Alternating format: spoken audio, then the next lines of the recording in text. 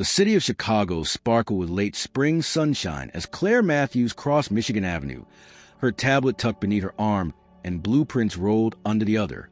Her pace was brisk but light, and her face glowed with a mix of anticipation and contentment. A gust of wind blew her chestnut hair into her eyes, but she barely noticed. Everything felt perfectly in place. She had just wrapped up a pitch meeting for a community center redesign, and judging by the smiles and nods in the boardroom, it had gone well. Better than well, actually, it had been a triumph. Architecture had always been more than just angles and steel beams to Claire. It was her way of shaping lives, of leaving something real and lasting behind. And today had reminded her why she fell in love with the craft in the first place. Her phone buzzed in her coat pocket, and she answered without checking the screen. "Hey, I'm heading back now," she said, already knowing who it was. "Tell me it went amazing," came Daniel's voice, warm and self-assured. "It did," she replied, grinning. "They're going to greenlight the project." "That's my fiancé," he said. "Architect, visionary, soon-to-be wife." Claire laughed. "Soon-to-be in exactly 82 days, but who's counting?" "I am," he said with a chuckle. "I miss you. Dinner tonight." "Wouldn't miss it." She hung up and stood for a moment on the sidewalk, letting the sounds of the city settle around her. Horns honked in the distance, a cyclist zipped past, and a couple argued playfully near a hot dog stand.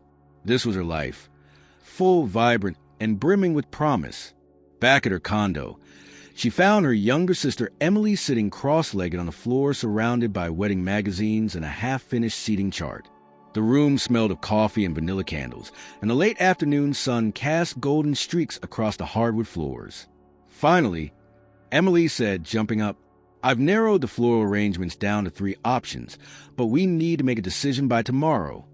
Claire leaned down and hugged her. "Thank you for all of this. I know I've been buried in work lately."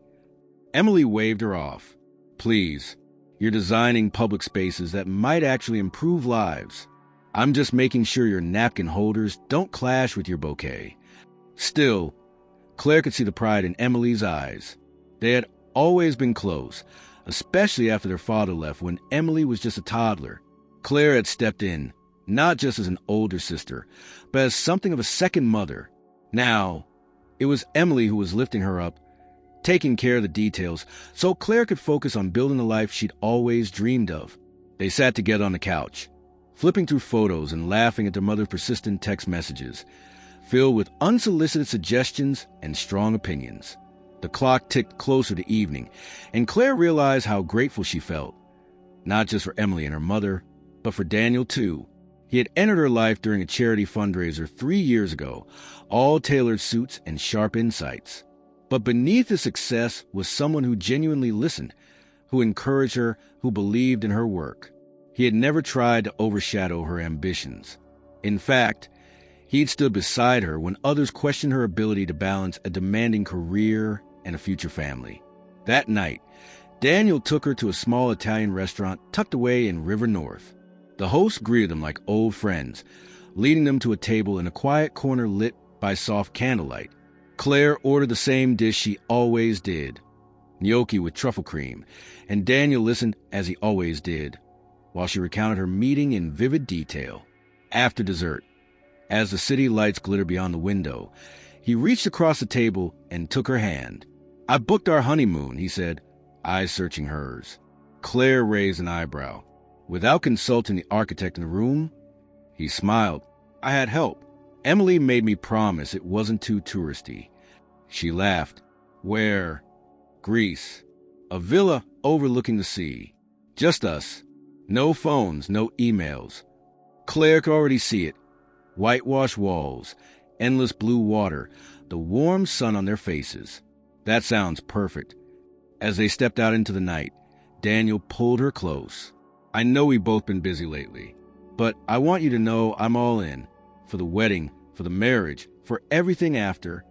Claire looked up at him, her heart full. "Me too." She had no way of knowing what the future held, of course. But standing there, hand in hand under the glow of the city lights, she believed in the strength of their promise. It was more than a wedding on the horizon. It was a shared vision, one they had built together. And for now, that was enough. The early days of summer swept into Chicago with bursts of warm air and longer daylight hours. The city breathed with renewed energy, the parks filled with joggers and families, while the sidewalks buzzed with conversations, laughter, and the aroma of coffee and food trucks. Claire's calendar remained full. Meetings, client walkthroughs, fittings for her wedding dress, and called with her mother, who had now become obsessed with the idea of handwritten vows. Yet despite the beautiful chaos, Claire began to notice a pattern emerging in Daniel's behavior. It was not dramatic, nothing one could point to and say, that's the moment everything changed. Instead, it came in pieces. A skipped dinner here, a missed message there. When he did respond, his replies felt flatter somehow. Claire would send him photos of design inspirations for their reception or a funny article she found, and he would react with simple thumbs up or a delayed, distracted, looks good. The first time she really noticed a shift, it was a Thursday evening, and they had planned to finalize their honeymoon travel documents together. Claire had printed out everything, highlighted dates, even color-coded their itinerary, because that's how she processed excitement. She had even bought a bottle of the white wine they had shared the night he proposed. Daniel was over an hour late. When he walked through the door, there was no apology, only a mumbled excuse about back-to-back meetings and a sudden change in investor schedules. His blazer was slung over one shoulder, his hair slightly tousled in a way that suggested he had been running his hands through it more than usual.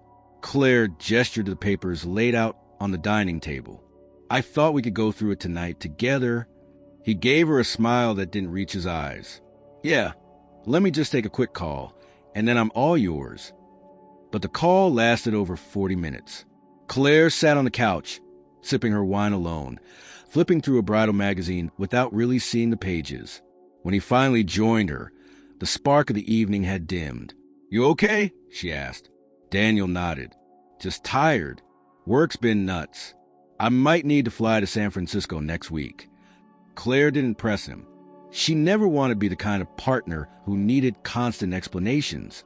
She simply nodded and leaned her head against his shoulder. He didn't move away, but he didn't lean in either. The days that followed continued in a similar rhythm. Daniel seemed increasingly preoccupied. At first, Claire told herself it was just the pressure. Startups were chaotic, and Daniel had always thrived under pressure, even if it made him temporarily distant. But then she began to see other things. Emily stopped by the condo one evening with a box of candles from a boutique. She said Claire had to try. She was bubbly and full of wedding energy, chatting nonstop about the bachelorette weekend, her dress for the ceremony, and what kind of playlist would get everyone dancing. But there was something in her tone that didn't quite match her words. Claire couldn't place it at first, but it lingered, something too polished, too rehearsed. Then there were the passing comments. "Oh, I saw Daniel this morning," Emily said casually, browsing through Claire's kitchen cabinets. He was picking up coffee on Fifth. He didn't mention he had early meetings. Claire blinked. "You bumped into him?" Emily nodded, then changed the subject. There were more of these. Mentions of Daniel at places Claire hadn't known he'd be. Emily saying things like, "Oh, you didn't know he had that pitch downtown today?" Or, "I assumed he told you about the investor brunch last Saturday. I ran into him and a few others from his team." It wasn't the facts themselves that bothered Claire. It was the tone, like she was constantly one step behind in her own relationship. And Emily had somehow become part of Daniel's professional world in a way that hadn't been explained to her. One Saturday morning, Claire finally decided to bring it up. They were walking to the Lincoln Park Farmers Market, Daniel scanning his phone while Claire cradled a paper cup of cold brew. "Hey," she said gently, "how's Emily gotten so involved in your work stuff lately?" Daniel glanced at her. "What do you mean?" Claire shrugged, trying to sound light. "She seems to know a lot about your schedule. You never mentioned she was in touch with your team." He hesitated. "Oh, yeah, she's helped with a few connections. Her friend from college works at a VC firm we pitched to, and she offered to make introductions. It's been useful." Claire nodded slowly. "Just caught me off guard. That's all. I didn't realize she was that involved." He smiled. "You've got enough to think about with the wedding and your projects. I didn't want to pile more on your plate." It sounded reasonable. So why did it still sit uneasily in her chest? A few nights later, Claire stayed late at the office, finishing up edits on a housing development proposal. She watched the city darken from the 12th floor window of her firm's building, the skyline glittering with confidence. As she packed her laptop, she noticed a missed call from her mother and a text from Emily. "Talked to Daniel today. He mentioned you've been swamped. You okay?" Claire frowned the message, staring at the screen longer than necessary. She didn't reply. Instead, she walked out into the night air and took the long way home. Her thoughts wandered, looping through all the little things she had brushed aside. The delays, the quiet tension, the absence of intimacy. There were no fights, no betrayals, no red flags she could wave at anyone. Just a sense of slipping, like something vital was moving just beyond her reach. And Emily, her sister, her confidant, her maid of honor, now always one step ahead when it came to Daniel. Claire couldn't decide if it was coincidence or something else. But it lingered, a slow, creeping sense that something in their triangle had shifted. That weekend, while Daniel was away at a tech summit, Claire met with her florist and spent the afternoon with color palettes and centerpieces. Yet through it all, she felt like she was watching herself from a distance, like a character moving through a script she hadn't written. She called Daniel that evening, wanting to hear his voice, to feel close again. He answered on the third ring. "Hey, sorry, I was just heading into a dinner." Claire paused. "Can you talk for a minute?" "Make it quick." Her throat tightened. I miss you." A silence, then a forced chuckle. "It's only been a day." She swallowed. "I know. It just feels like we haven't connected in a while." Another silence. "Claire, I don't want to do this now. Can we talk when I'm back?" She nodded, though he couldn't see it. "Sure, when you're back." They hung up. Claire stared at the phone, then placed it face down on the counter. The kitchen light flickered softly above her, and in that stillness, something deep within her stirred. Not quite fear, not quite anger, just a quiet recognition that a current was changing beneath her feet. And whatever it was, she would soon be forced to confront it. The morning sun filtered weakly through the living room windows, casting pale shadows across the hardwood floor. Claire stood at the kitchen counter, staring at a coffee cup she had brewed but not touched. The silence in the apartment felt heavier than usual, like the weight of a storm that hadn't yet broken, but hung just above, ready to descend. Daniel had returned late the night before from his trip. Claire had already been in bed, pretending to sleep when she heard his key in the door, the soft thud of his shoes dropping beside the couch, and then the quiet hush of the refrigerator door. He hadn't come to her. He hadn't even checked if she was awake. Now, as she paced slowly between the counter and the dining table, she played with the idea of saying something, of demanding answers to questions she hadn't yet formed. But she didn't have a chance. Daniel appeared from the hallway, dressed in sweats and a faded t-shirt, his hair still tousled from sleep. He looked at her briefly, then rubbed the back of his neck. "We need to talk," he said, his voice devoid of its usual energy. Claire's heart stilled. She had expected distance. She had expected excuses. But not this. "Okay," she replied quietly. He didn't sit down. He leaned against the doorway, arms folded, eyes fixed on some point behind her. "I've been thinking a lot. About us." She said nothing, waiting. "I care about you, Claire. I really do. And I know we built a life together that most people would envy. But something's shifted for me, and I can't ignore it anymore." A chill spread across her skin. "What are you saying?" He exhaled, clearly rehearsing the words in his head. "I'm not ready. For this. The wedding. Marriage. All of it." Claire blinked. "Daniel, the wedding is in less than 8 weeks." "I know." He looked away, jaw clenched. "But pretending to feel ready doesn't make it real. I thought I could push through, that it was just stress or cold feet. But I'd be lying to both of us." Her breath caught in her throat. "You don't love me?" "I do," he said quickly. "But maybe not in the way someone should love the person they're going to marry. I think I've been lying to myself for a while." Claire stepped back, her voice low and trembling. "Is there someone else?" Daniel hesitated just a second too long. "No," he said.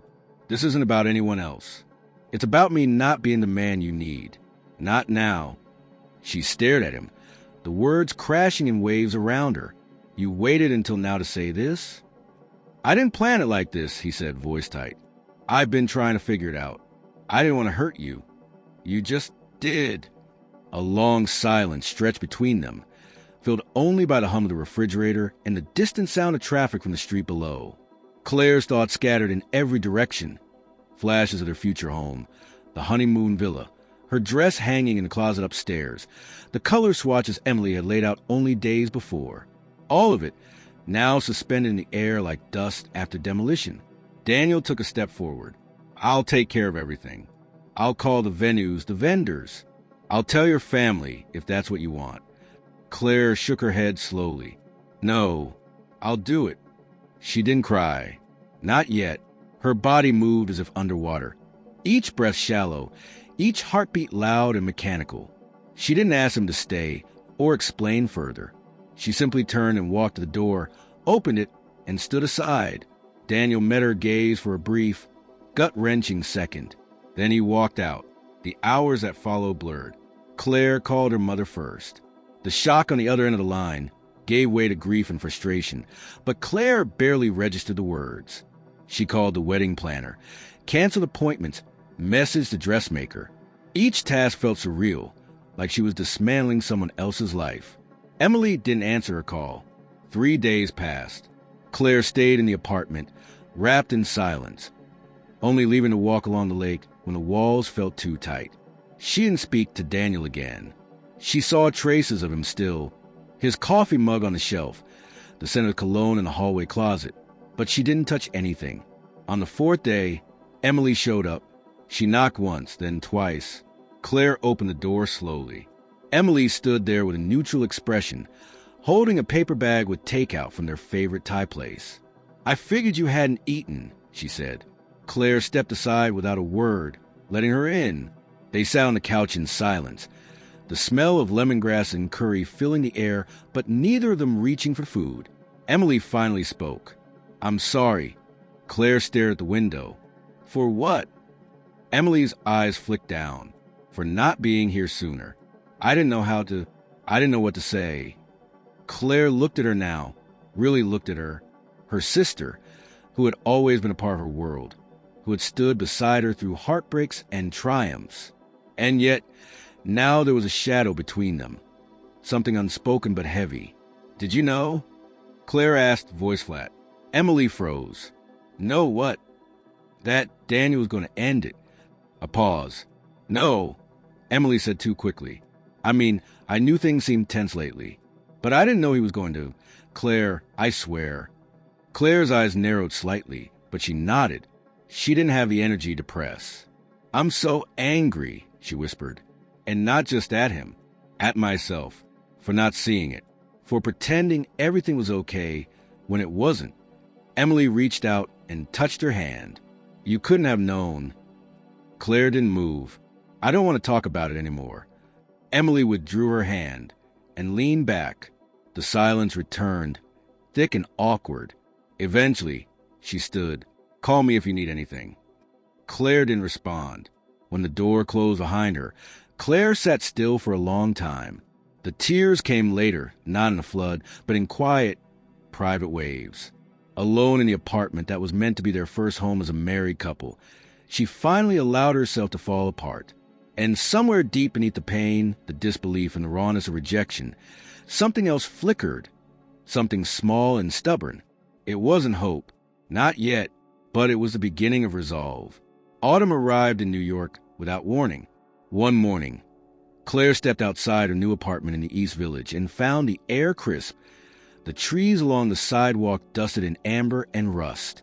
It had been 7 months since she left Chicago. 7 months since she packed her life into boxes and drove east with the last traces of her engagement dissolving in the rearview mirror. She hadn't cried during the drive. Not once. Not when she left the keys to their old condo on the counter. Not when she tossed her unworn wedding dress into a donation bin without a note. And not even when she passed the state line into New York. That chapter, in her mind, was closed. Her new job at Hensley and Cross Architectural Group had started the day after she arrived. She dove in without hesitation. Mornings began before sunrise with coffee and transit maps, and nights often ended in front of illuminated drafts of community centers, public libraries, and affordable housing projects. Unlike the high-rise design she had been known for in Chicago, these projects were smaller, more human, and she found in them something she hadn't felt in a long time, a purpose that didn't ask her to sacrifice herself. Claire made no effort to date. At first, she told herself it was temporary, a time to heal. But the truth was, she had no interest. Men approached her at gallery openings and client mixers, charming, curious, but she always excused herself before anything could begin. Her heart wasn't closed, but it was cautious now, guarded in a way that had less to do with fear and more to do with self-preservation. She had built something of her own here, and she was unwilling to compromise it for another man's uncertainty. She kept in touch with her mother, though their conversations were shorter these days. Her mother asked often about Claire's love life, and Claire always responded with a half-truth. "I'm focused on work, Mom. Maybe later." Emily, on the other hand, had drifted into silence. There had been a few texts after the move, a card on Claire's birthday, but no calls, no apologies, and certainly no explanations. Claire didn't chase.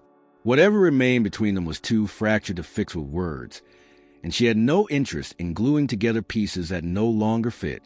One evening, Claire found herself at the edge of the East River, just beyond a project site in Queens, watching the water shimmer under the city lights. Her phone buzzed in her coat pocket. She ignored it, letting the moment stretch. The air smelled of metal and salt, and the hum of the city felt distant, like a memory she wasn't ready to revisit. When she finally checked her phone, there was a voicemail from an unfamiliar number. She played it, pressing the phone to her ear against the wind. "Claire, it's George. I don't know if you still have this number saved, but I didn't know how else to reach you. It's your mom. She passed this morning, in her sleep. Peaceful," they said. "I thought you should know. The funeral is Saturday. Back home. Please come." Claire didn't move. The voicemail ended. She stood in the cold a moment longer, her fingers numb, her heart still. Then, slowly, she turned and began the long walk back to her apartment. The flight to Chicago was quiet. She didn't cry in the terminal or on the plane. She sat with her hands folded in her lap, staring at the window, replaying the sound of her uncle's voice over and over. She had known her mother's health had been declining. There were mentions of medication, fatigue, the need to slow down, but they had both tiptoed around it. Now, there was nothing left to avoid. Landing in Chicago felt strange. The skyline still shimmered, familiar but distant, like a place she once knew intimately but no longer belonged to. The taxi drove past places that once meant something, a corner cafe, a bookstore she used to visit on Sundays. She didn't look too closely. The funeral home was nestled in a quiet suburb, away from the noise of the city. Claire arrived early, wearing a simple black dress, her hair pinned back, her expression composed. The room smelled of lilies and polished wood, and soft classical music played from hidden speakers. She walked slowly toward the front where the casket rested, surrounded by photos and white roses. Her mother looked peaceful. Claire stood in silence, memories unfurling one by one. Her mother baking pies on Sundays, her voice singing along to old records, her laugh echoing through their childhood home. Claire hadn't said goodbye. She hadn't planned to. She reached out and touched the edge of the casket. "I'm here," she whispered. The room slowly filled with guests, family members, old friends, neighbors. She greeted them with polite nods and tired smiles. No one asked about Daniel. No one mentioned the wedding that never happened. They just held her hand, offered soft condolences, and moved on. Then, just as the service was about to begin, she turned toward the door and froze. Emily and Daniel, they stood together in the doorway, side by side, dressed in black. Daniel's hand hovered near Emily's back as they walked forward. Claire didn't move. She watched as Emily scanned the room, her eyes pausing briefly when they landed on Claire. Then came the words, quiet, sharp. "Still single at 38? Emily said with a smile that didn't reach her eyes, Claire didn't answer. Not yet. She simply looked at them. Really looked. Emily wore a sleek black dress, her makeup flawless, her posture sharp. Daniel looked older, somehow tied around the edges, his ties slightly crooked. They weren't holding hands, but the space between them was unmistakably close. Claire turned back toward the casket, her face calm, unreadable. When the service began, she sat in the front row alone. Emily and Daniel took seats several rows behind. Claire didn't turn once. Afterward, as guests mingled in the reception hall, Claire stood by the window, sipping black coffee from a paper cup. People came and went, speaking in soft tones, sharing stories. But her mind remained far away, somewhere between loss and resolve, between past and future. She heard footsteps approach behind her. Claire, she turned. A man stood before her, tall, composed, his eyes a steady gray blue. His presence was calm but commanding, like someone used to being in control without having to raise his voice. "I'm Ethan Cole," he said. "Your Uncle George introduced us once, years ago. I worked with your mother on the St. Joseph's Housing Initiative." Claire shook his hand. "I remember. You were the finance director on that project." He nodded. "Your mother spoke about you often. She was proud." Claire managed a smile. "Thank you. That means a lot." They spoke for several minutes, and Claire felt something unexpected, a sense of ease. There was no pressure in his tone, no probing questions, just presence. And for the first time since she had landed in Chicago, she felt herself exhale. As the room began to empty, Claire walked with Ethan toward the exit. Emily watched from across the room, her expression unreadable. Outside, the wind had picked up. Claire pulled her coat tighter. "Are you staying long?" Ethan asked. "Just the weekend," she replied, "then back to New York." He nodded. "If you ever want to talk about your mother's projects, I'd be happy to continue her legacy with you." Claire paused, considering. "Maybe I will." They exchanged cards. Nothing more. No promises. Just possibility. That night, in her hotel room, Claire lay awake, staring at the ceiling. Her mother was gone. Her sister was now a stranger. Daniel was a ghost. But in the quiet space between endings, something had shifted. Not hope, not yet, but maybe the beginning of a new story. The hotel room had lost all sense of warmth by morning. Claire sat by the window, her hands wrapped around a ceramic mug of black coffee gone cold. The city outside was veiled in overcast light, as though even the sun had decided to remain quiet in the face of everything that had passed. It had been 2 days since the funeral, and she was due to fly back to New York in a matter of hours. Her bag was already packed, her phone fully charged, but something held her there, some unshaken thought she couldn't quite confront. The knock at her door startled her. It was measured, not impatient, yet she felt herself tense instinctively. She rose, slowly, and opened it. Emily stood there. She wore a thick beige coat and a scarf loosely wrapped around her neck. Her hair pulled back into a neat bun. There was a paper bag in her hands, likely from the bakery down the street. They used a visit on weekends. Claire said nothing, stepping aside. Emily entered without speaking, placing the bag on the desk. She stood a few feet away, arms crossed, scanning the room with guarded eyes. "I figured you didn't bother with breakfast," she said finally. "I haven't," Claire replied. She didn't offer gratitude. Emily nodded, then sat on the corner of the bed, her hands resting on her knees. "I heard you're flying back today," she said, avoiding direct eye contact. Claire remained by the window. "That's the plan." Silence stretched between them again, long and taut. "I wanted to say thank you," Emily added, "for handling the arrangements, for showing up. I know it wasn't easy." Claire turned to face her fully. "It wasn't hard to show up. She was my mother, too." The words landed with more force than Claire intended, but she didn't retract them. Emily lowered her gaze, nodding. After a beat, she added, "I wasn't sure if I should come. I thought you might not want to see me." Claire let out a short breath. "You thought right." Emily didn't flinch. "I deserve that." Claire studied her sister, tried to find something familiar in the way she carried herself. in the set of her jaw or the curve of her shoulders. But the bond they once had now felt fragmented, shaped by absence and choices Claire hadn't been a part of. "I don't know what you want from me, Emily. I wanted to see you. One more time before you leave."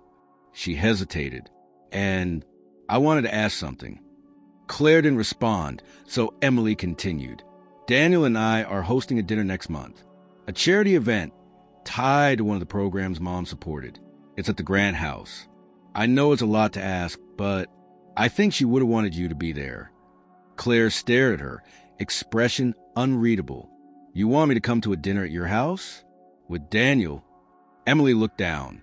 "I'm not asking for forgiveness, or even a truce. Just presence." Claire considered that. Presence doesn't mean peace. Emily looked up at her then. "I know." Another long pause.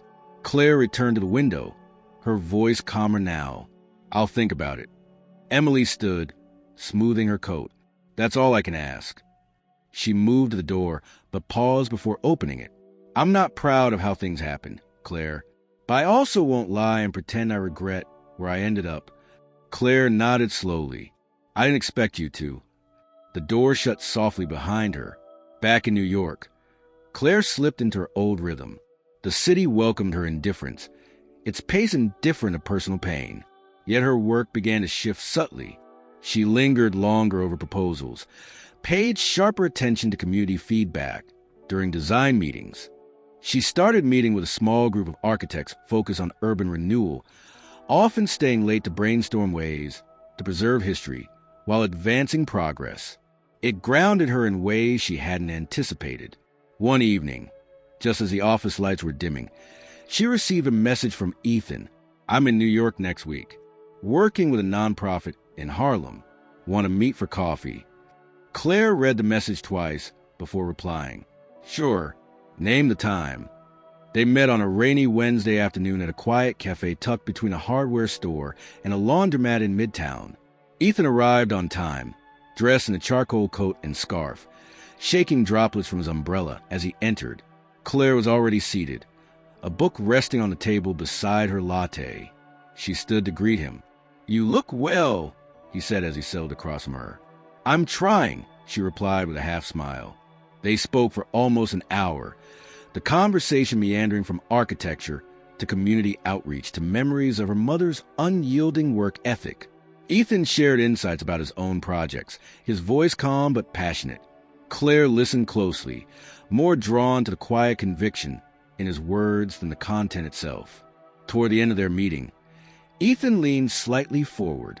"Have you thought about expanding your firm's reach into Chicago again? There are a few redevelopment projects that need someone with your eye." Claire sipped her coffee, considering. "I left Chicago for a reason." "I know, but sometimes distance gives clarity." She nodded. "I'm not ready to go back." "Not yet." Ethan accepted that without argument. "Fair enough, but if you ever are, there's space for your vision there." They parted without promises. Just a handshake, firm and respectful. Claire walked away from the cafe into the misty street with a strange lightness in her chest. Later that night, she pulled the invitation Emily had emailed her back in Chicago. It had come as a formal PDF attachment. Simple, elegant, with gold script against a navy background. Claire had left it unopened until now. She read it slowly, scanning the details.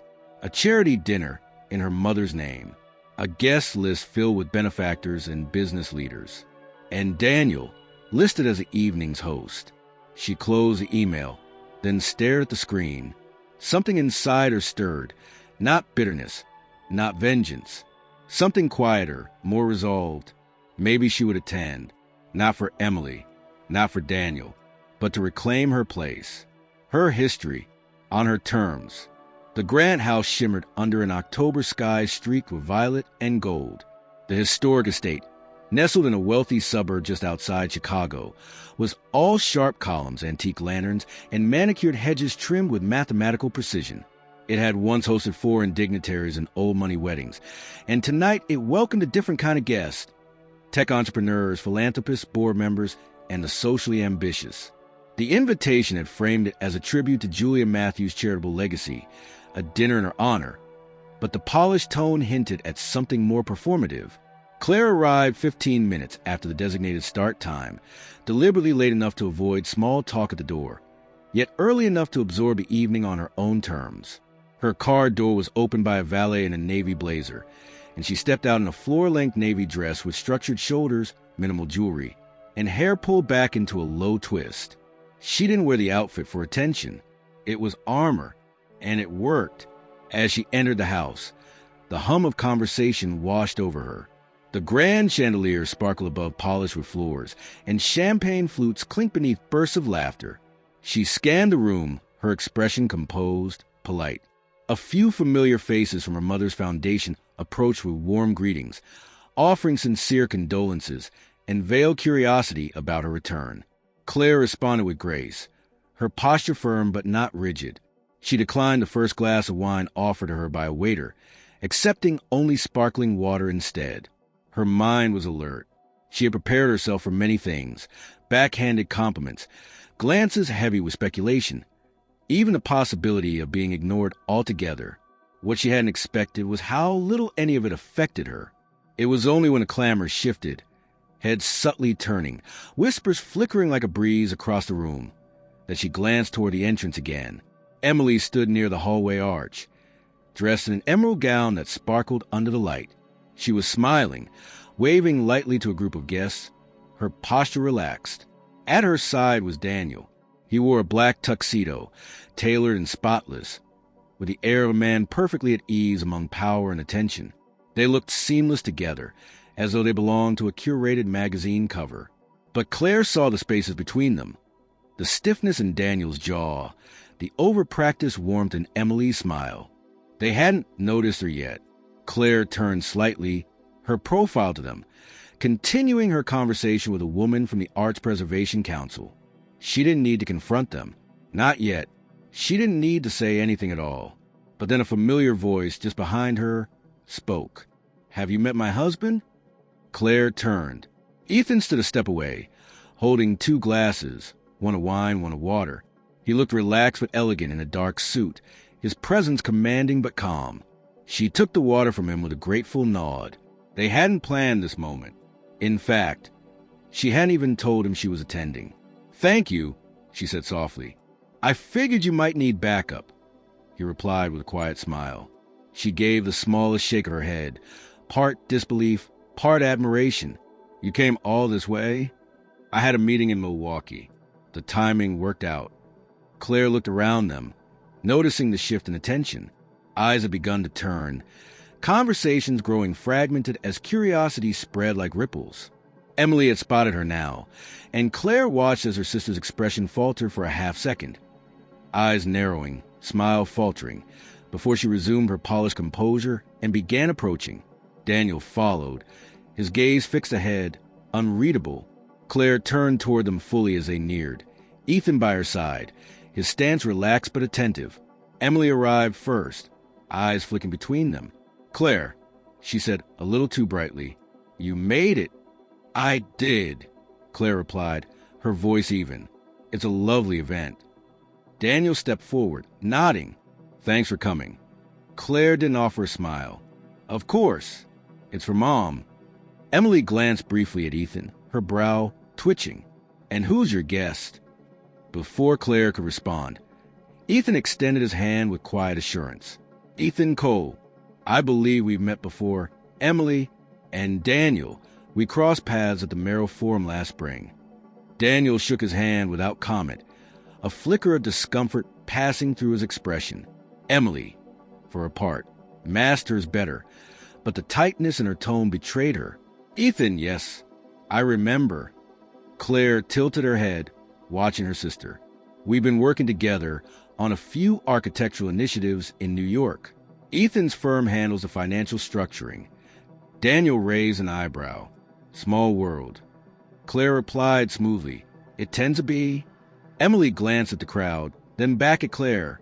"Well, I should check on the guests. Please enjoy yourselves." Without waiting for a reply, she moved off, her heels tapping crisply on the floor. Daniel lingered a moment longer, his eyes meeting Claire's. She held his gaze, steady and unreadable. "You seem different," he said quietly. Claire's reply came with no hesitation. "I am." He gave a nod, respectful but distant, and followed Emily through the crowd. Ethan turned to her after a beat. "You handle that beautifully." Claire took a sip of her water. It wasn't for them. The rest of the evening passed in quiet observation. Claire spoke with donors, reconnected with a few old colleagues, and even discussed potential collaborations with one of her mother's former board members. Ethan remained nearby but unobtrusive, offering the occasional glance that made Claire feel anchored without being shielded. As dessert was served, Claire excused herself from the crowd and stepped out onto the garden terrace behind the estate. The night air was cool and carried the scent of rain in the distance. She stood near the railing, staring at the hedges below, her breath visible in the cold. A few moments later, Ethan joined her. "You were right," she said without turning. "Being here, it wasn't about them. It was about me." He stood beside her in silence. She continued, voice softer. "For a long time, I thought walking away was the end of the story. But maybe it was just a pause." Ethan nodded. "Sometimes the hardest step isn't leaving. It's returning." Claire glanced at him, and for the first time in a long while, she allowed herself to smile, not out of triumph or validation, but from something simpler. Peace. She looked back toward the glowing windows of the house. "Let's go back in," she said. They walked inside together, not as a statement, not as a performance, but as something real, unforced, unspoken, and undeniably present. The glow of the dining hall softened as the evening matured, casting everything in tones of gold and amber. Waiters moved fluidly among guests, clearing plates and refilling glasses, while murmured conversations and occasional laughter rose and fell like music in the background. Inside the grand house, the tension that had briefly flared when Claire arrived with Ethan had faded into a quieter curiosity. People whispered, heads turned discreetly, and more than a few glances followed her as she moved through the room. Claire remained composed, her posture easy, her presence unshakably grounded. She knew what they were thinking, what they assumed about her sudden reappearance, her companion, the weight of history that trailed her like a shadow. But none of it mattered. She was not here to satisfy anyone's curiosity, nor perform. Her presence, her poise, and especially her calm were not tools of vengeance. They were simply the product of a woman who had rebuilt herself from the inside out. Ethan stayed close but gave her space, engaging in conversations with an understated charm that earned him instant credibility among the room's most influential. He didn't boast, didn't name drop, and didn't try to impress. Yet every interaction he had left people lingering a little longer than expected, intrigued by his calm confidence. And every so often, Claire would catch someone glancing between them, eyes narrowed in subtle evaluation as it tried to decode what exactly bound them together. As the speeches began, the crowd shifted toward the grand parlor. A small platform had been arranged near the fireplace, and the event coordinator signaled for quiet. Emily stepped forward, taking the microphone with practiced grace. "Thank you all for being here tonight," she began, her voice smooth, tinged with that polished cadence Claire had heard before at galas, at fundraisers, in press interviews. "This evening isn't just about the work my mother believed in. It's about the legacy she left behind in all of us. Her passion for community upliftment, for accessible housing, for equity in urban planning. Those are values I hope we continue to carry." There were polite nods, a few quiet murmurs of agreement. Claire stood toward the back, one hand resting lightly on her hip, the other holding her glass. Her expression was neutral as she listened. She watched Emily closely, every movement, every inflection. There was sincerity in her words. Claire admitted that, but there was also calculation. "Tonight," Emily continued, "we also recognize those who've joined us in continuing that work. One of them is someone I'm proud to welcome back to the city. A brilliant architect, a determined voice in our industry, and more personally, my sister." Claire didn't react at first. She blinked, absorbing the shift in the room as attention turned toward her. "Claire Matthews," Emily said with a small smile, "has returned to us with her own unique vision and strength. And whether she realizes it or not, she continues to inspire." A few scattered claps broke the silence, unsure at first, then slowly gaining volume. Claire gave a nod, not a smile, and raised her glass slightly, a gesture of acknowledgement, not acceptance. She didn't step forward. She didn't need to. When the applause faded, Emily continued with closing remarks. Claire's gaze didn't leave her sister until the microphone was passed to the next speaker. Later, as guests mingled again and moved toward the dessert stations, a woman in her 60s approached Claire. She wore a tailored black dress and thick glasses, her silver hair pinned back elegantly. "Claire Matthews?" she asked. "I'm Lydia Hayes, former chair of your mother's development board." Claire shook her hand. "Of course. I've read your papers on civic planning." Lydia smiled. "Your mother spoke often of you. You remind me of her tonight. Not in appearance, though you have her eyes, but in presence." "Thank you," Claire said. "That means more than I can say." Lydia's gaze shifted briefly toward Ethan, who was engaged in conversation nearby with two executives from a Chicago housing nonprofit. "And this man who walked in with you, he's not from around here, is he?" "No," Claire replied, letting the corner of her mouth curve slightly. "He's not." "Well," Lydia said, leaning in, "he's left quite the impression. Some of the board are already whispering that we should invite him to next quarter's strategy summit." "I think he'd be open to it," Claire replied. Lydia tilted her head. "And you? Are you open to staying longer this time?" Claire looked toward the windows where city lights shimmered beyond the hedges. That's still unfolding. They parted with a promise to connect again. Claire moved toward the edge of the room, needing a breath of quieter air. She stepped into the hall that led toward the library, a quieter wing of the estate dimly lit and mostly unoccupied. Ethan found her there a few minutes later, walking softly over the carpeted floor. "You disappeared," he said. "I needed a pause." He nodded, standing beside her. "I wasn't expecting that little tribute," she said. "Neither was I," he replied. "But you handled it well." Claire turned to him. "Did you come tonight knowing this would all unfold like this?" "No," he said without hesitation. "But I came knowing you wouldn't flinch when it did." She looked at him for a long moment. "You're not like anyone I've known." He gave a small shrug. "Neither are you."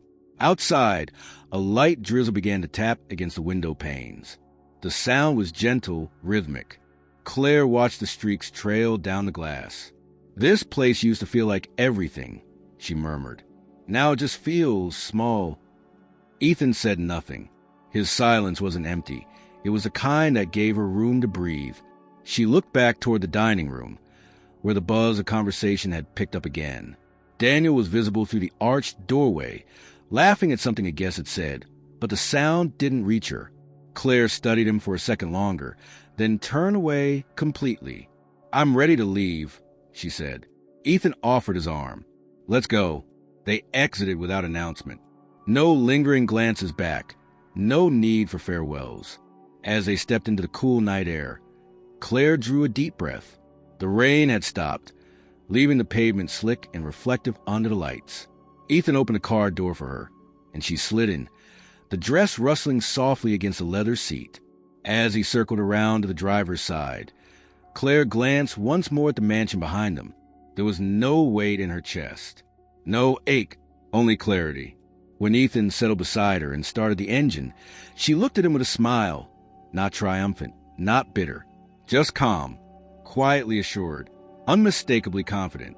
And for the first time in years, Claire Matthews knew she had nothing left to prove. The night after the charity event dragged into stillness, but the buzz it had left behind in the Grant house clung like perfume. Guests had long since dispersed, drivers had collected patrons, and the kitchen staff had cleaned every trace of celebration. Yet Emily remained awake, pacing slowly through the now quiet hallways of the estate, her fingers grazing the edges of furniture she had picked out herself. Pieces chosen not for comfort, but for the image they projected. Her heels had been kicked off hours earlier, her emerald gown now replaced by a long black robe that whispered softly as she walked. The echo of Claire's presence in the room still lingered. She had seen it all play out from the moment Claire entered. The subtle tilt of heads, the strategic pauses in conversation, the shifting tides of attention. Claire had moved through the room with a calm Emily hadn't anticipated. Collected, radiant in her restraint, and wholly unimpressed by the carefully constructed atmosphere Emily had curated. And then there was Ethan. Emily stopped in the middle of the dining room, where hours earlier she had delivered her speech. The ghost of applause still vibrated in her memory. She had expected Claire might attend, maybe even arrive alone and keep to the corners of the evening. What she had not prepared for was a man at her side. Ethan Cole. The name alone had been enough to draw attention. His reputation in business circles extended far beyond New York. Reserved yet influential, he had built a reputation on steady growth and ethical investments, a man known not for flash, but for impact. Emily had met him once before, briefly, at a forum where Daniel was pitching a startup concept. Ethan had listened politely but declined to invest, stating plainly that the business lacked people-centric sustainability. Daniel had seethed for days afterward. Now, that same man had walked into Emily's curated evening on Claire's arm, carrying himself with a kind of ease that didn't need explanation. His presence had rattled more than the guests. It had rattled her. She found Daniel in the study later that night, his jacket off, his sleeves rolled to the elbows, staring at an untouched glass of bourbon. He didn't look up when she entered. "She's changed," he said without preamble. Emily leaned against the doorframe, arms folded. "I know." Daniel turned the glass slowly between his fingers. "He's impressive." She always did a good taste. He looked at her then, and in his gaze was something she didn't want to name, regret maybe, or nostalgia. Whatever it was, she didn't have patience for it. "Don't start revising history," she said. "You made your choice. And you made it easy." The silence that followed was sharp. Emily's jaw clenched, but she didn't respond. Instead, she crossed the room and poured herself a drink, her movements controlled. "You're not still in love with her," she said finally, not as a question. Daniel didn't answer. She laughed quietly. "God, I didn't think this would bother me." Daniel looked at her. "Then why does it?" "Because she walked into that room like none of it touched her, like she's above all of this now. Maybe she is." Emily turned to face him fully. "I was the one who stayed. I was the one who held everything together when she vanished." "You held your version of it together," Daniel said evenly. "But Claire didn't vanish. She rebuilt her life without dragging anyone else into the debris." Emily's eyes narrowed. "You sound like you admire her." Daniel leaned back in the chair. "I do." The confession landed between them like a dropped stone. Emily sipped her drink. "You think she's happy?" Daniel hesitated. "Yes, and I don't think it has anything to do with me. Or you." She looked away, swallowing hard. "I used to think if I just built something big enough, beautiful enough, I'd finally step out of her shadow." "You didn't need to," Daniel said. "You were never in it. You just never stopped comparing." Emily didn't reply. Her throat felt tight, and she hated the sensation. The following morning, she woke early and walked to the garden behind the Grant house, her boots crunching lightly over the gravel path. The air was cold, and the silence of dawn was pierced only by birds stirring in the trees. She carried a mug of tea in both hands, trying to calm the rising restlessness in her chest. Claire hadn't tried to outshine her the night before. She hadn't paraded Ethan or sought approval. She had simply existed, with a quiet confidence that made everything else feel artificial. Emily didn't hate her for it. What she felt was worse. Envy, not for the man, though Ethan was impressive, not even for the attention, but for the certainty. Claire had stood in that room as someone who no longer needed permission to belong anywhere. Emily had spent her whole life seeking it. By mid-morning, Emily sat at the kitchen island, scrolling through emails on her tablet. Among the guest thank yous and follow-ups was a message from one of the donors who had spoken with Claire. The message was brief, but the meaning was clear. "Wonderful evening." Claire's insight was sharp. Hope to see her involved in future projects. Emily read it 3 times. Then she opened another from a committee member suggesting Claire be brought on as a consultant for an upcoming development initiative, citing her unique understanding of community-based architecture. Emily closed the tablet. Later that day, she made a call to a mutual acquaintance at the city planning board, asking, casually, if Claire had expressed interest in returning to work in Chicago. The answer was a cautious no, but the undertone suggested Claire had left doors open, and people were eager to invite her back. Emily ended the call, placed the phone on the counter, and stared out the window. She knew she had to act. That evening, as Daniel worked his office, she composed a message to Claire. The cursor blinked against the screen for several long minutes before she began to type. "Thank you for coming last night. It meant more than I can say, even if it didn't look like it. I know we can't undo the past, but I'd like to talk. Just us." She stared at the message, then deleted the last line and rewrote it. "If there's space for a conversation, I'm willing to listen." She hit send. No reply came that night, but somewhere deep inside, she knew the silence was a rejection. It was contemplation, and that was more than she'd expected. The weeks that followed the charity dinner were punctuated by a slow but deliberate unfolding of connections and conversations that Claire had neither anticipated nor sought out, yet welcomed in a way that surprised even herself. Chicago, once a closed chapter in her life, began to feel less like a place she had left behind and more like a thread woven to the fabric of her future. It was a crisp morning in early November when Claire agreed to meet with some of her mother's former colleagues at a small cafe near the lakefront. The cafe was a cozy space with large windows that let in the muted light, and the scent of fresh pastries mingled with the sharp aroma of brewed coffee. Claire arrived early, dressed in a tailored coat and scarf, her hair loosely pinned back, her hands tucked into gloves.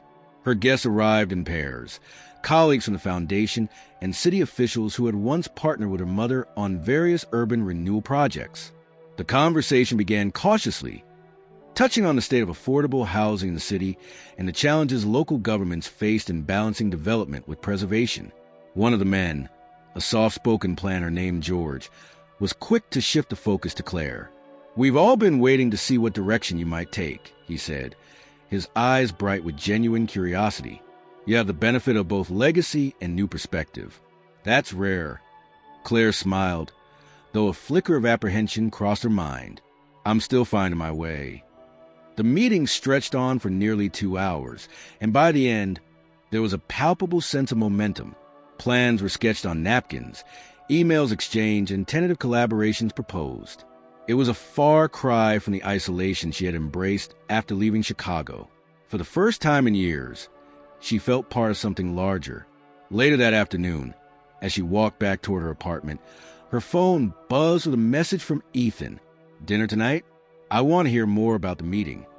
Claire hesitated, then typed back, "Sounds good. 7. The evening meal was at a quiet bistro near her place in the East Village. The room was dimly lit, walls lined with dark wood and muted art.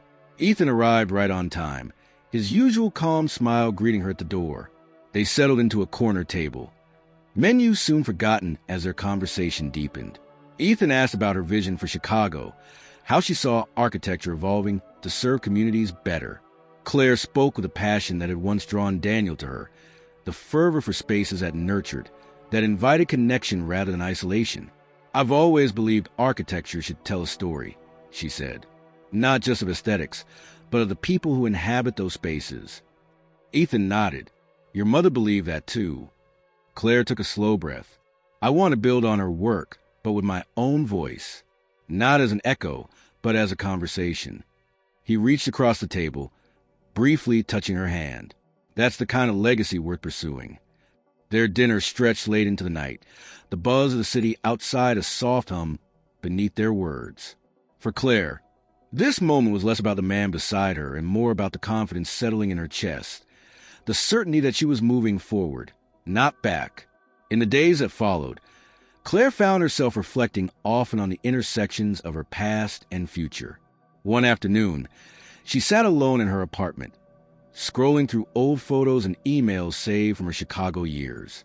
Among them was a series of emails from Daniel that she had never opened, brief messages about logistics, dates, and last-minute changes to their wedding plans. Instead of opening them, she deleted the entire thread. The decision felt cathartic. Meanwhile, Emily had accepted Claire's offer to meet. They agreed on a quiet cafe in downtown Chicago, the kind of place with exposed brick walls and soft jazz playing from unseen speakers. It was late November, and the streets were slick with rain, the kind that blurred the city lights. When Claire arrived, Emily was already there, seated at a corner table, stirring a cup of tea. She looked up and smiled, a little uncertain, but genuine. "Thanks for coming," Emily said. Claire nodded. "Thank you for asking." They spoke cautiously at first, covering familiar ground, memories of their mother, the weight of recent events, and the fractures that had pulled them apart. But as the conversation unfolded, the walls began to shift. Emily shared her perspective, explaining the difficult choices she had made, the loneliness that sometimes accompanied her success, and the complicated feelings toward Claire's departure. Claire listened without interruption, the silence between their words sometimes heavier than the sentences themselves. When it was her turn, Claire spoke about the years she had spent building herself, the clarity she had found in the distance, and her hopes for the future. "I don't want us to be defined by what broke us," she said, "but by what we build from here." Emily reached across the table and took Claire's hand. "I want that too." In the weeks that followed, their renewed connection grew slowly but steadily. They met often, sometimes with friends or colleagues, sometimes alone. The conversations ranged from business plans to childhood memories, to more fragile topic of forgiveness. One afternoon, during a meeting with a local community group planning a new park, Claire and Emily found themselves sitting side by side, advocating together for designs that prioritize accessibility and nature. Their voices blended seamlessly, the old synergy reborn. That evening, as Claire returned to her apartment, her phone rang. It was Daniel. She stared at the screen for a moment before answering. "Claire," he said, voice low, "I heard about the dinner, about everything." She said nothing. "I want you to know I'm sorry, for how I left things, for how I hurt you." Claire's breath caught, but she kept her voice steady. "I'm not sure what apology can do anymore, Daniel." "I know," he said, "but I hope we can find some way forward. Not as before, but something new." Claire looked out the window, watching the city lights flicker. "Maybe," she said finally, "maybe." As the conversation ended, Claire felt something she hadn't in a long time, a cautious optimism. The past was not forgotten, but the future stretched before her, wide and uncertain, yet filled with possibility. And for the first time in years, Claire Matthews embraced it fully. The garden behind the Matthews family home had always been a quiet refuge, a place where time seemed to slow and the chaos of the outside world could be momentarily forgotten. Now, after the funeral and the charity event, it became the unlikely setting for a conversation long overdue. Claire found herself walking the gravel path one late afternoon, the air crisp with the approach of winter. The bare branches of the trees reached skyward like skeletal fingers, but the earth beneath was soft from recent rain, releasing a faint, comforting scent of damp leaves and soil. Emily appeared from the side gate moments later, her coat drawn tight around her, scarf loosely wrapped. They paused, neither quite sure who should speak first. Claire nodded toward the stone bench at the garden center. "Shall we?" Emily followed her silently. They sat, the quiet between them full, but not uncomfortable. Claire took a breath. "I've thought a lot about us." Emily's gaze was steady. "So have I." Claire turned her face upward, catching the pale sunlight filtering through the clouds. "I used to think your choices were a betrayal, not just to me, but to everything we shared. I blamed you for what happened with Daniel, for the silence afterward." Emily's lips pressed into a thin line. "I never meant to hurt you. I want to protect you." Claire laughed softly, a sound mingled with sadness. "Protect me? By hiding the truth?" Emily shrugged, vulnerability flickering in her eyes. "Maybe it was selfish, but I was scared of losing you too." They sat in silence, the sound of distant traffic and a bird's solitary call filling the space between words. Finally, Claire spoke again. "I missed you, Emily, more than I thought possible." Emily reached out and took Claire's hand, fingers intertwining. "I missed you too. We lost so much time." The confession hung in the air, fragile but real. They talked then, not about accusations or regrets, but about hopes and fears, about what it meant to be sisters navigating a world that often demanded they compete rather than support. They shared memories of their mother, her stubborn kindness, her fierce dedication to family and community. Emily admitted to feelings of loneliness despite her outward success, the burden of expectations weighing heavily on her shoulders. Claire spoke of the healing she'd found in her work, the sense of purpose that had rekindled her spirit. Their conversation stretched into twilight, the sky shifting from pale gray to deep indigo dotted with emerging stars. When they finally rose to leave, their hands lingered in a silent embrace, an unspoken promise to rebuild, not erase, their shared past. As they parted at the gate, Emily's voice was soft but certain. "Thank you for giving me a chance." Claire smiled, genuine and warm. "We're just beginning." The road ahead was uncertain, but for the first time in years, both felt ready to walk it together. Days had settled into a rhythm of quiet work and tentative connections when Ethan finally brought up the topic that had lingered unspoken between them. They were sitting in a sleek, sunlit conference room on the 22nd floor of a New York skyscraper, the city stretching endlessly through the glass windows behind them. The buzz of the city below was a distant hum, a steady pulse that somehow mirrored the subtle but steady beats of change in Claire's life. Ethan sipped his coffee thoughtfully before setting the cup down with deliberate care. "I should tell you something I learned recently," he began, his tone careful but direct. "It involves Daniel." Claire's eyes met his, calm but alert. "We crossed paths professionally some years ago," Ethan continued. "It was during a board meeting for a technology startup he was involved with. I observed him closely because I was considering investing. Let's just say the impression was underwhelming." Claire allowed herself a small smile. "Underwhelming?" Ethan nodded. To put it kindly, his attitude toward others was less than respectful. It seemed he valued results above relationships, and that cost him trust. She leaned back slightly, absorbing the information. "That aligns with what I eventually experienced." "Exactly," Ethan said. "It confirmed something I suspected, that the past isn't always a straight line.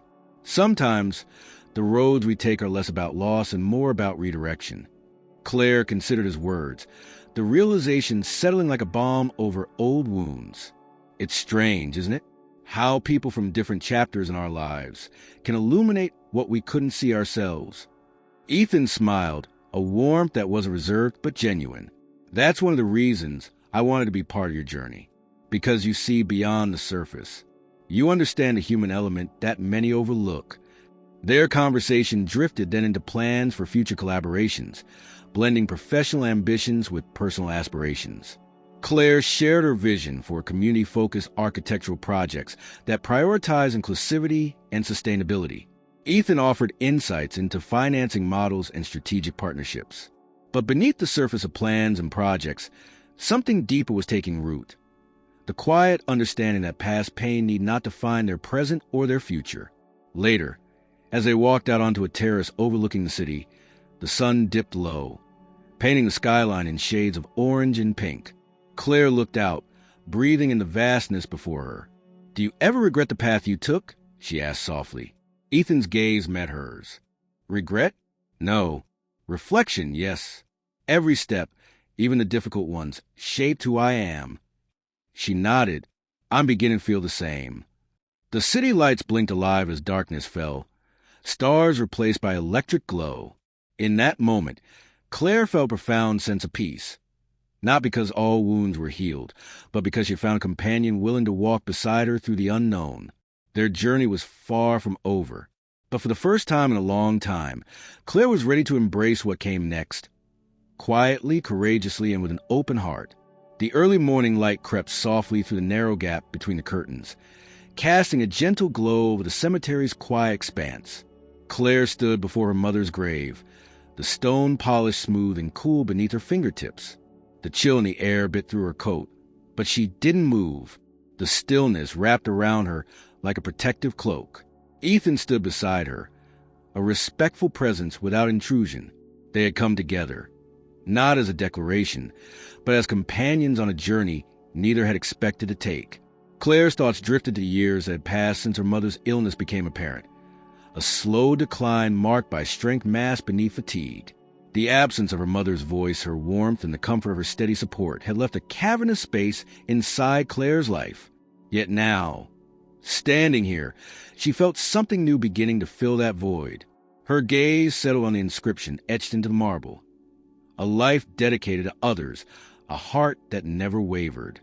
She traced the letters with a slow finger, absorbing the words. "I used to be angry," she said quietly, "at how things ended, at what I lost." Ethan nodded, his voice low. "That anger doesn't disappear overnight, but it changes." Claire turned to look at him. "I'm ready for it to change." They stood side by side in silence, the gentle rustling of leaves and distant chirping birds the only sounds. Claire's heart beat steady, no longer a rapid drum of pain, but a calm rhythm of acceptance. "I think I finally understand," she said after a long pause. "The past isn't something to run from. It's part of who I am, but it doesn't have to dictate who I become." Ethan smiled softly. "That's a hard lesson." Claire looked up at the sky, where wisps of clouds drifted lazily across a pale blue canvas. "I'm grateful," she whispered, "for the journey, for the pain and the growth, and for the people who stayed." He reached out and gently squeezed her hand. They remained there for some time, watching as the sun climbed higher, bathing the cemetery in warm light. When they finally turned to leave, Claire felt a lightness she hadn't known in years, a release from the weight of resentment and grief. Back at her apartment later that day, Claire sat by the window, a soft breeze ruffling the curtains. She opened a notebook and began to sketch, lines flowing freely across the pages. The designs were not just buildings, but spaces of hope, community centers, parks, homes that invited connection. Her phone buzzed with a message from Emily. "Thinking of you today? Let's catch up soon." Claire smiled, typing a quick reply. "Looking forward to it." The healing was ongoing, imperfect but real. As night fell, Claire leaned back in her chair, the soft glow of her desk lamp casting a halo around her. The room felt full, not with noise or chaos, but with quiet possibility. She was no longer defined by loss. She was defined by strength, and by the calm happiness she had finally found within herself. The morning sun spilled over the horizon like a fresh promise, washing New York City in warm hues of orange and gold. Claire Matthews stood at the window of her apartment, the skyline etched against the brightening sky, a cup of coffee cradled in her hands. She breathed in the familiar scent of roasted beans and cold air, feeling the city's pulse beneath her feet. It was a rhythm she had come to know intimately, both a comfort and a challenge. After months of travel between Chicago and New York, after conversations that had healed and unsettled, after a moment of quiet reflection and sudden clarity, Claire was finally home, not just in a place, but within herself. She had returned to her work with renewed vigor, her designs now infused with lessons learned through loss, resilience, and unexpected connections. The firm she had built was no longer just a career, but a calling, a way to shape environments that foster belonging and hope. Her phone buzzed beside her, a message from Ethan, a simple "morning. Meeting at 10? Claire smiled and replied, "On my way."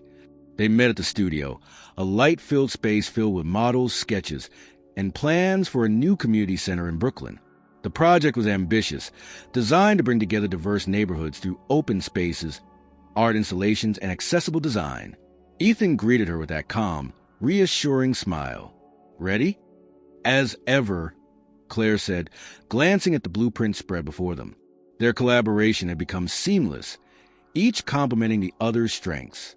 Ethan's strategic mind balanced Claire's visionary creativity.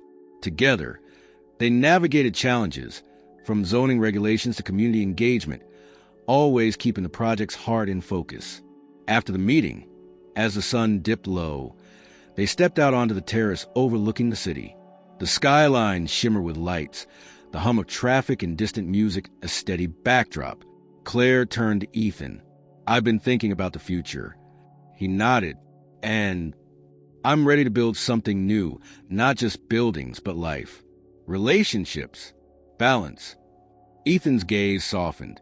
"I'm with you." She smiled, a genuine, unguarded smile that reached her eyes. "No shadows. No ghosts. No past to run from," he agreed. Their hands met, fingers intertwining effortlessly. As the days turned into weeks, Claire's world expanded in ways she had never imagined. She reconnected with Emily fully, their sisterhood mended and strengthened by honesty and forgiveness. Daniel remained a figure of the past, acknowledged but no longer defining. One evening, Emily invited Claire and Ethan to a small gathering at her home. The night was filled with laughter, shared stories, and plans for future collaborations. The warmth between the three of them was tentative but genuine, a testament to the journeys they had each undertaken. Later, as Claire walked home beneath the city lights, she felt a profound sense of peace. The city that had once felt like a labyrinth of lost dreams now shimmered with possibility. She paused, looking up at the stars obscured by the urban glow, and whispered to herself, "This is just the beginning."